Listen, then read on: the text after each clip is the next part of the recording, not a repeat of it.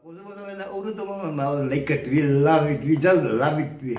As ons padkos, ja. My pa was baie lief vir die, by ons het sy gebly, ons was 9 broers, maar ons het nog 'n 9 gekom. Nie gekom nie, hulle het geslaap by ons deur die man.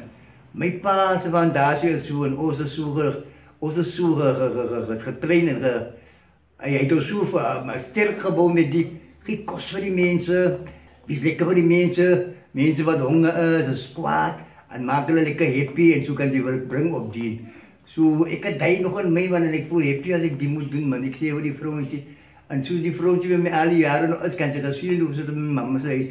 So it's important om te wys vir mense, hoe moet jy die maak en hoe kan jy maak om mense te kry na dien. So mense het baie geld, dat hulle die geld maak. Die geld maak niks, hulle die geld gegee om dit te doen. Daar maak hulle nou die lockdown, die geld kan niks maak. Jy will never believe me, hoeveel mense gaan slaap, so 'n kos is nie lekker nie, is nie 'n lekker ding nie.